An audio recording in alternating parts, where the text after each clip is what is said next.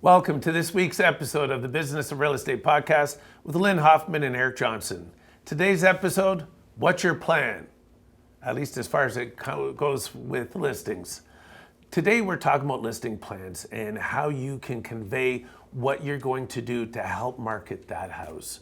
And this is an important part of the entire process because there are some new legislations that have come in place recently that does affect that plan that you create and what you present to the clients when it comes to that contract. So we're going to be discussing this a lot more in depth this week on the Business of Real Estate podcast.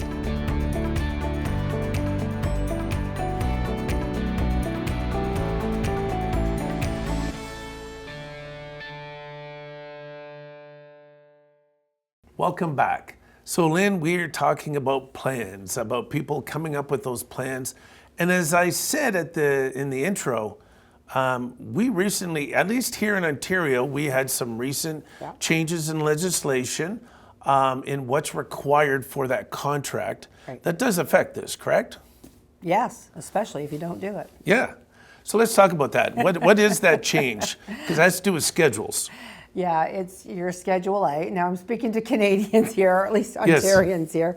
There's a Schedule A, and on there you are to outline what you are going to do for your clients to help them with their listing and help them prepare their home for market, and even beyond that point. So in our brokerage, we have put extensive amounts of information in our web forms templates to help an agent understand some of the things that they don't even realize they're doing and identify them.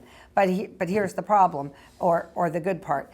If you put something on that Schedule A that you're going to do, you need to do it.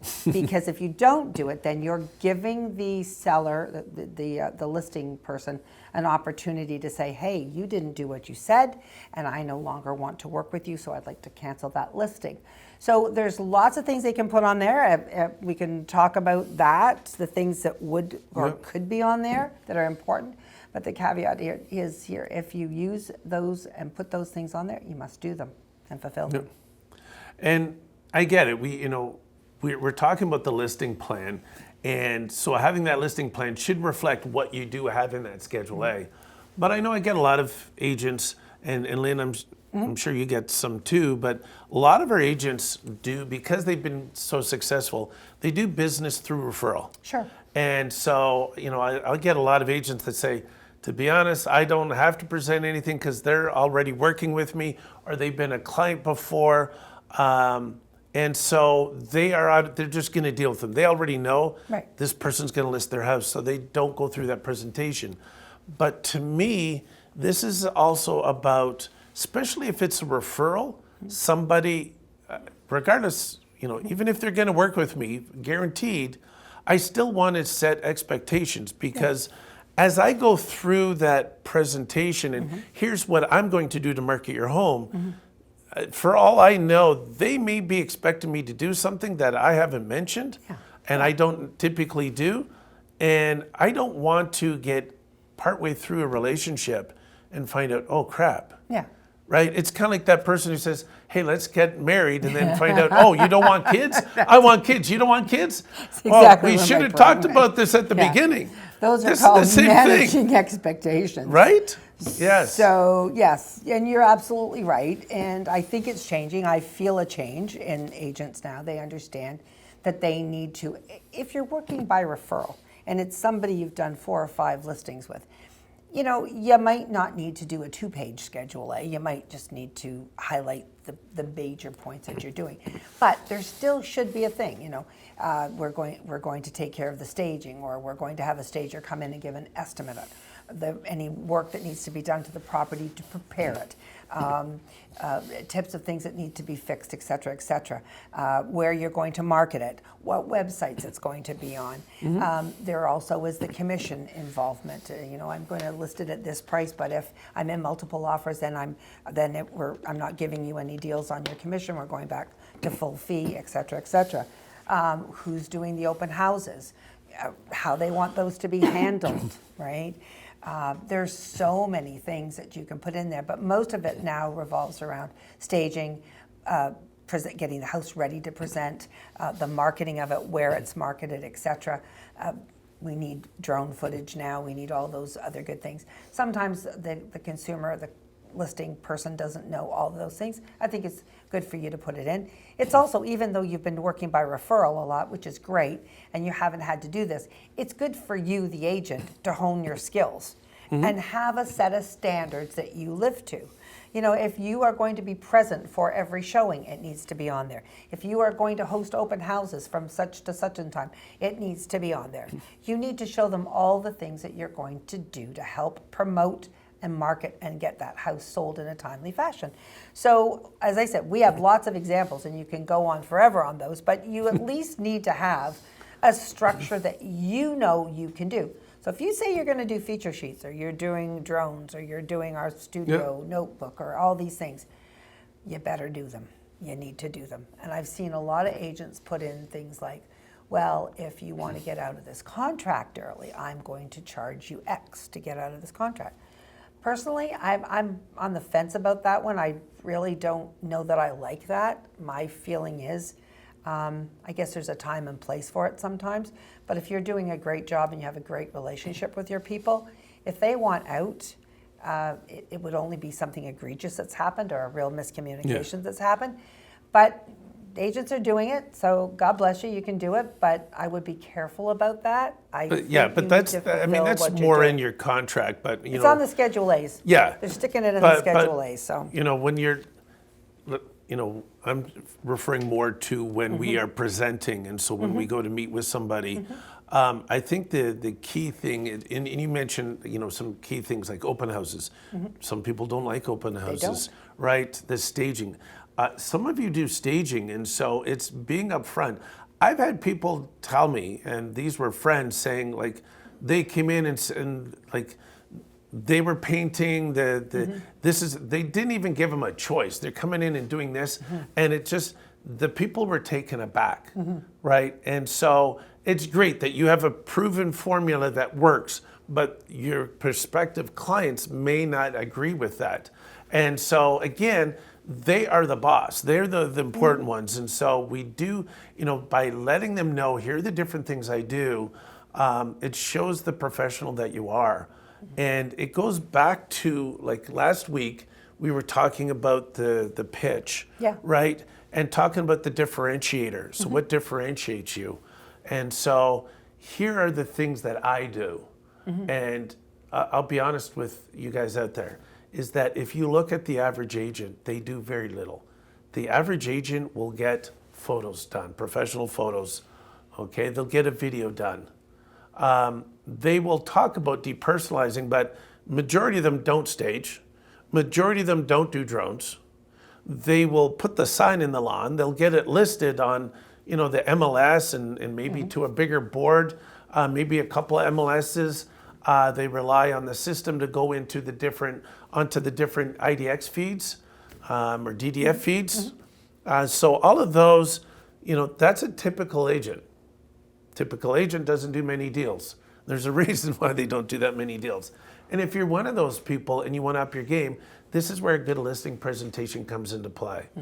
There are still people who take photos with their phones, right? I'm not saying a lot, but there's still people that do that. I know you're okay, you're going to survive. But that's where showcasing why you use a professional photographer and showcasing. So, you know, the idea is putting this in. So number one, we want to have a good solid presentation. And we're going to talk a little bit about different formats that can be in. And then the other thing is, it's the plan.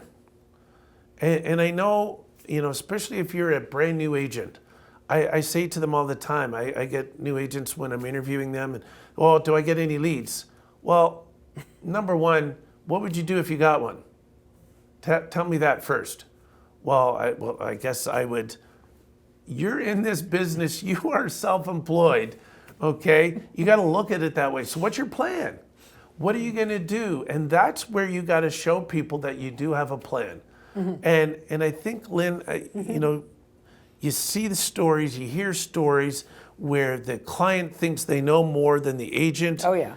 And I actually saw a social media post this morning, the day of filming, that somebody walked out, showed them walking out of a house, and they said they walked out with 15 minutes after starting a presentation. Somebody who had worked with a realtor previously, didn't sell, didn't go, price drops, didn't go well.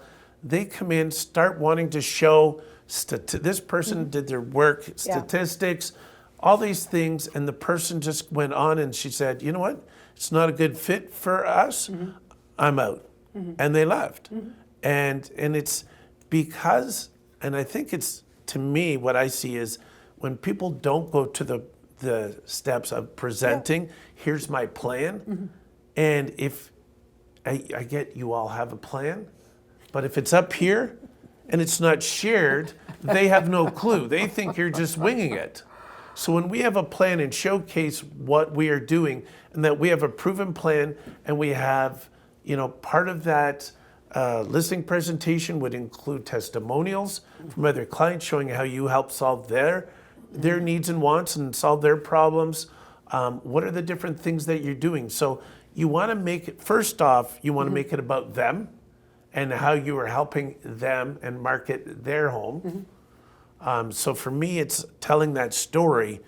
Here's how we're going to do it. Has to be. I'm mixed. I've seen some people put their information at the beginning. I like it more at the end because at the end it's more about I'm last. You're first. Here's what we're going to do. It's not about here's me and my team. It's no, here's what the steps are. From pricing, strategies on pricing, why pricing is important. Here's what's happening in the market. You got to have market information. This is how you manage expectations. Stats like HPI, House Pricing Index, days on month, inventory levels, to the recent sales, price per square foot, all those wonderful things, helping people manage those expectations. To here's how we prepare your home. Do all these preparations. Here's how we're going to market. Here's who's going to see it. And then what do we do once we start getting offers, right? Like there's a lot that goes into this. There's a lot, and every agent's going to do this in a little different way. A lot of agents don't like to go in and give the price that they see the house being worth right off the bat. A lot of times they want to talk about their plan to market, which, as well as being, again, succinct and organized, what they do, they need to understand their staging, their open houses, how they're gonna, the websites they're gonna use, blah, blah, blah. But you really need to hone in on the expectations, so all of those expectations are clear. They need to be clear. And a timeline of this to happen. So if you need to move by this time, we need to start this process now because it's going to take me 2 weeks to list the house. Then we're going to be on the market in this market, 21 to 45 days. And then from there, it may be 45 days to 60 days, maybe 90 days till it closes. So go through the timeline that they can expect to see that go. You can use the absorption rate to help them with those numbers. You can use the expireds, the solds, and everything to validate all those. So I believe you kind of go through all that together, and then they've seen the value in what you do. They understand your value, and they've heard the process and how you're going to do that. Then you can sort of hone in with them on the pricing of the property. And I have a very transparent way I've always done with people. I show them the solds, the expireds. Those are the things that matter the most. But what you're competing against, the actives also helps. It is also very important as well. So once you show people all of that, they usually become quite reasonable. And you said the word about pricing. Pricing is the most critical part of all this. Because nobody, no marketing, no nothing, nada can sell an overpriced listing. It is not going to happen. So price it right the first time and talk to clients about pricing it right the first time. When you get their trust and their buy-in to you because they feel you're competent with all these things you're saying and showing them. And by the way, folks, new to the business, great. Lean into your brokerage, lean into your brand, okay? You are the emotional brand. And your brokerage is another level of brand, and then you've got the big brand to lean on. So if you haven't got stats for yourself, lean into our brokerage stats and lean into corporate stats. And the other thing you can use if you have lots of information about yourself is your list to sale ratio, because that tells them how good you are and how many homes you sell. That also differentiates yourself. So you talk about all this stuff, you show them your competence, you drill down and make sure that you're both in line with the expectations. It's like a prenup, right? It's kind of Yep. like that. This is what's going to happen. This is what I'm going to do. This is where we're going with this. And then work on the pricing with them after that. Eric, you said a mouthful with the one comment. If they think they're smarter than you, if you can't rein them in, they will run the whole term of that contract, and it won't be fun. And it will end in disaster. And then 30 days after, another agent has taken the listing, got the price right, finished up what you didn't do, and voila, they've sold the house in 30 days. And they become the hero. And they take all that business and they take all the referrals and friends that went with that business. So this is high stakes, Eric. This is high stakes. And I don't know how to articulate that more than you need to be prepared, you need to know what you do, and then you need to do what you said you were going to do, and you need to do it above what they expected you were going to do. It's funny when you said the other agent. I don't know how many times, in the last year or so, last couple of years, we've had an interesting market here in Ontario. And I've had some people say, well, they just wanted so much, because we know that some people bought back in, 2021, 2022, prices were high. Mm-hmm. And then now they're trying to, as interest rates went up, they're like, oh my God, I got to get out. And they need all this money. And people weren't paying attention to the price. And they go, but I told them this is what it should be. And then we did so long, and then they canceled, and they went with somebody else who got the price I told them it should be. You weren't any good at your job. You weren't showing the value. You weren't good at your job. End Exactly. of story. And the Thank guy or gal that comes in after you and cleans up the mess, they have the advantage that they've now got educated clients, right? But you've lost their trust in all of this. You've lost trust. They don't feel you're capable of doing it. And I just dealt with one of these situations the other day. And, I had to send in somebody to fix this mess. And I sent a very strong person in to fix it up. Because clients will listen to you if they believe that you are competent at what you do. If you show any weakness, it's over. And it's probably in the 90s, and I could see some of my agents that have lived this story are going to go, yeah, don't listen to her, she's right. You can't let it happen. And if you can't rein them in the listing thing, be prepared to pack your toys up and say, well, you know what, this isn't a good fit for me. I know there's somebody else out there that can help you, but I'm not your gal, or I'm not your guy, right? And move on to somebody that will listen to you. And if you're a brand new agent and you're going, well, I have to take anybody and everybody, and I hate it when I hear this, but I just kind of roll my eyes and go, no, you don't. No, you don't. Because this person can drive you to the point, and I've talked about this before, mindset is key. Mindset is so key.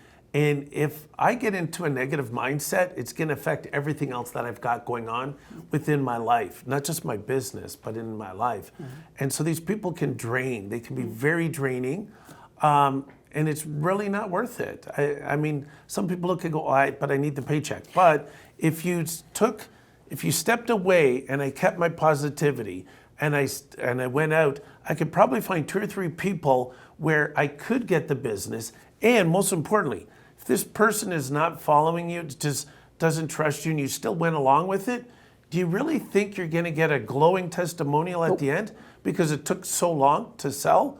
No, you're not. So I can get more by waiting another week or 2 to get another client that will be a more positive experience. So being prepared and having a plan going in and understanding, okay, what's my goal here? My goal is help manage expectations, get the listing. I mean, that's the big one. Mm-hmm.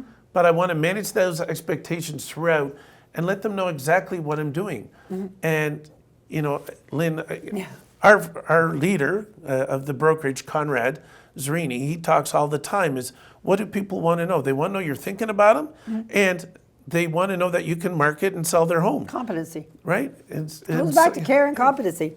You can talk about it all different ways. And, you know, there is a thing. If you've only got one client to deal with, and you've only got one client, you will, unfortunately, work with the bad one. The goal there is get out and talk to more people. Get out and get more leads. Get out and beat your CRM to death. Pull everything from it. So you get in a position. I mean, I teach people to do calls, notes, and pop-bys all day long at nauseum. There is a reason for calls, notes, and pop-bys is to get more leads and to get leads that you want to work with, to be in that wonderful position to say, you know, I want to do 30 deals every year, and I want to do 30 deals with people I actually like or people that I like. I do not want that other terrible person that drives me crazy. And the number of agents that have called me after and said, Lynn, I feel so good. I fired the client.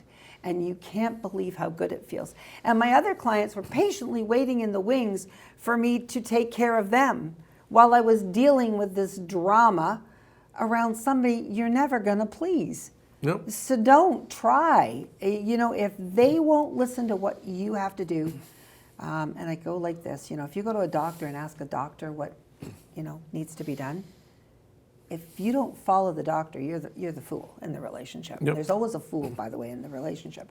So you have to let them, they need to follow you. And that was Chris Voss's saying. Yep. Chris Voss says there's always one fool. Are you the fool in this relationship? Well, if you let the consumer tell you what to do when you're the professional, you be the fool.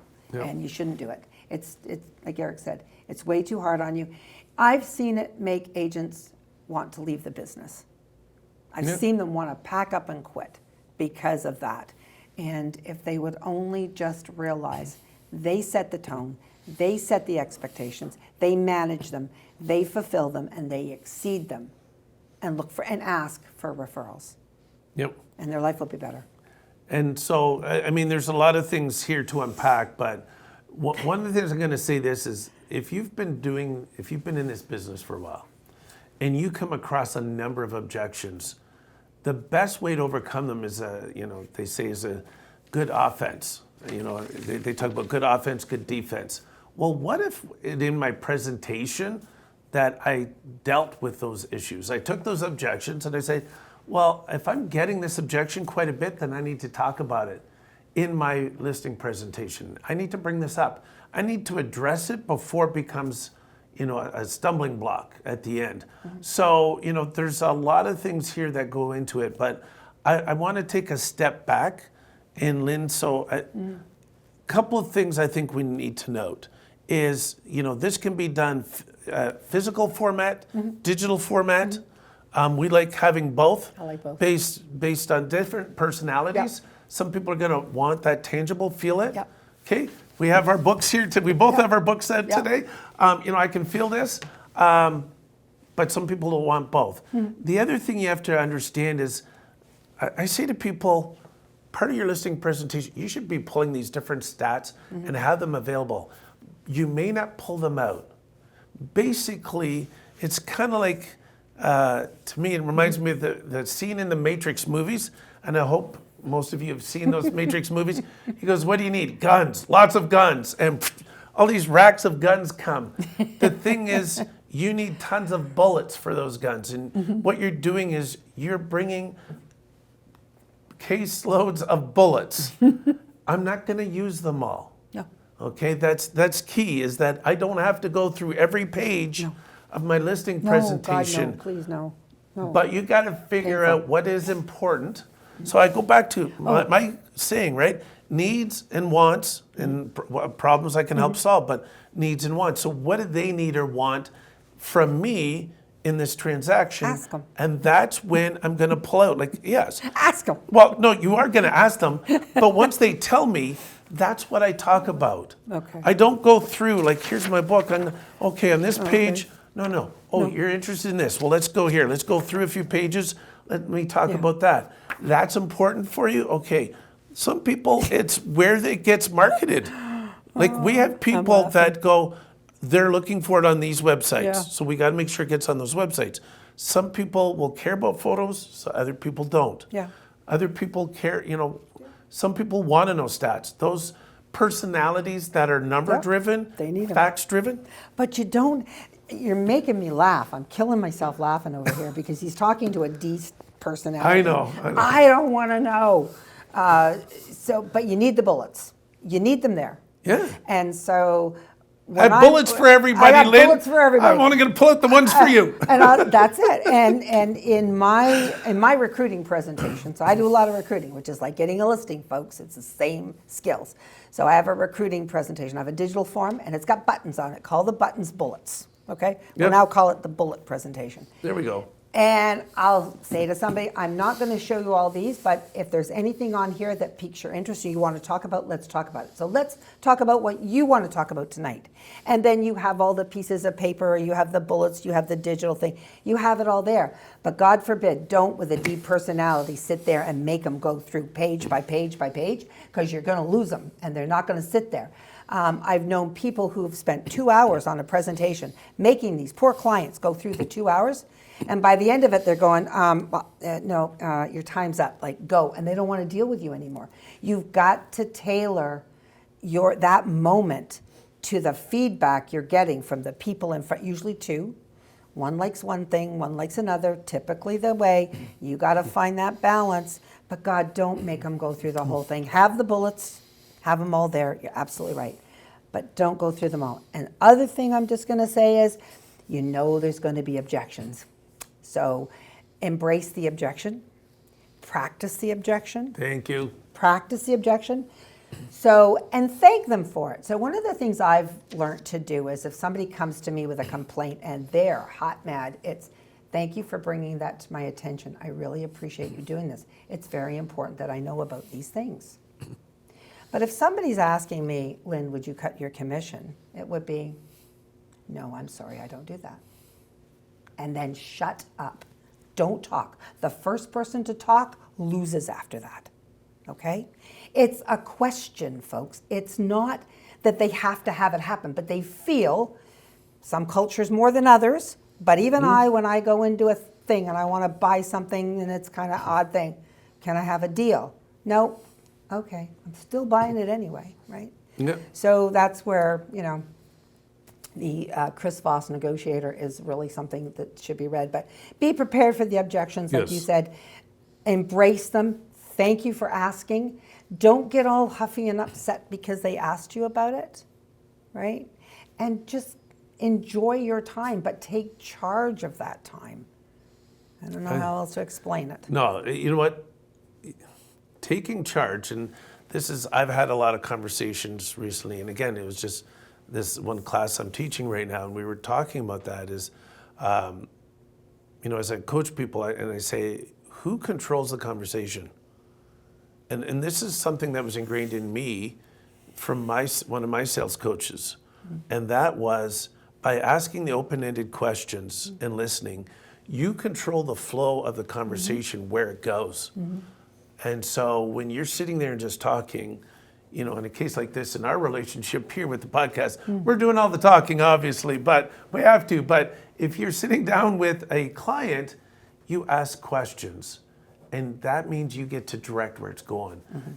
And, you get to that point where you got to learn that when they ask, you get a strong personality out there and they start asking you a lot of questions, you want to answer quickly, but then come back with another question. So you're going to take back control.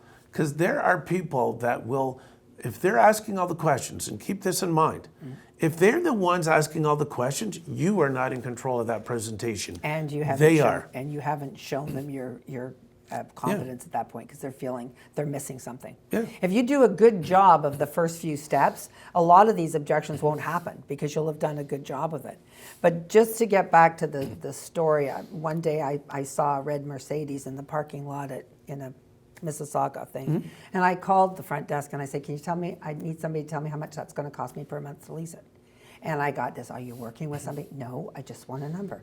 They'll want to show you this. And they got the salesperson on the phone. And they wanted me to go through this whole rigmarole and what it was like to drive a Mercedes. Like I've had 8 of them, folks. So, I didn't need to know. But they were persistent in putting me through this. I finally said, look, you're going to lose a sale today. Just tell me what I want to know. help me service it, and you got the business. But if you keep telling me things I don't want to know, I'm out of here. So you've got to remember there's those people out there as well. Focus on what they want, not what you want. Yep. And I think you said that brilliantly in the beginning. It's just something, I don't know how other to explain it, but you guys, you need all the bullets, you need all the tools. Lord knows you have enough of them. You need how to skillfully use them, and you need to know when to use them. You don't bring out the heavy artillery until you need it. Yep. Keep something, hold, what do they say? Keep your powder dry. Yep. Right? For a while, until you need it. Because sometimes I've watched agents, they'll put 5% on the contract and they'll shove it in front of the client. And the client stares at that. And all of a sudden, well, I can do better than that. I can lower that number. I can do this. I can do that. Don't talk. Yep. Just demonstrate what you do in a fashion that they can connect with and understand and see the benefit of you. Everything will be fine. You don't, sometimes what happens is people need to process. Yeah. So you got to give them time. Time to process. So give them time to process. Here's the one thing I'm going to, advise or suggest that you do is that if you want to get better at your listing presentations, find books that talk about different personalities. Study the different personalities. There's a lot of books out there that help with that. We've used them. We've created courses in the brokerage talking about those different personalities because it's so important. As Lynn said, some people just cut to the chase. They want to know what's up, let's go, they're good with that. Some people want to analyze it. And so you got to control them. So this is about, part of that listing presentation is finding out, okay, when you get somebody like that, somebody who needs a lot of stuff, okay, so you need to ask that question. So when will you know that that you're ready to move forward? What is going to satisfy you? And so you find out exactly what they need because they'll keep asking for stuff, but sometimes they don't know. So you have to help them know when is enough, right? Yeah. And so when you learn to work with those different personalities, it's going to make it a lot easier. Some of the people, as we said at the top, you don't really need to present, right? But it's good to have this stuff to present. Objections may come up. So have you made note? One thing that we used to teach and we still do with our new agents, is to keep a journal of all the objections you get and what you did to overcome it. And then start tracking that. Because I guarantee you, if you're new or within your first year or two of this business, if you start tracking this and you're going, okay, I'm winning a percentage of my listing presentations, but not all of them or not the majority of them, then start building stuff into your presentation that takes care of these objections, that answers it before it comes up. Well, that's why I'm saying if you start out doing a strong job of explaining what you do, start with what the process is, what you do, and then work collaboratively on the pricing and how you're coming up with the pricing based on the market indicators, et cetera, et cetera. You do a really good job at that. There should not be any objections come up. But then people do like to ask because they're trained to ask, and you need to be trained to say yes, no, or I'm sorry, I don't do that. There are agents that will. I'm not one of them. This is what I provide. You've heard my services, and I look forward to working with you. Turn it back. One of the things that one mentor that I watch always does is he always uses very positive language. Let's get moving, going forward. Let's get the ball rolling. And I watched some of the videos, and there must have been 6 let's get the ball rolling through the start to the finish of it. It's a collaborative close. It's a presumptive close. Keep using closing language all the way through what you're talking about. It's amazing what that does. They're hearing it. They don't know what they're hearing, but they're moving forward. The other thing I would suggest, if you can, is there are many companies that will do this for you. Know who you are. Know what your strengths and weaknesses are too. I know what mine are, and I've had to learn how to listen to people. Somebody comes to me with a problem, I think they want it fixed. That's just part of my nature. Sometimes people don't want it fixed. They just want me to hear what their problem is and just listen and not talk. So everybody's got different strengths and weaknesses. Yeah. And I think it's really important that you know yourself and you know how you're going to react to certain triggers. Don't get offended by objections. They're not personal. They're just questions, and treat them as that. And I think, there's such an opportunity, and with the advent of the new rules around the Schedule A, it has given us all an opportunity to really think about what it is we do. A lot of times we kind of know what we do, but we haven't put it on paper, and we really need to put it on paper so we can exceed the things that we said we were going to do on paper. That's what your job is, to buy or sell a house. Exceeding the expectation is what gets you the referrals. It's what gets you more business. Doing the buying sell, not so much, but exceed it and you'll make clients for life. And that's the whole goal here. Yeah, and you said about being clear. If you're not clear on what you do, then the client is not going to be clear on what you're doing. No. And that leads to confusion.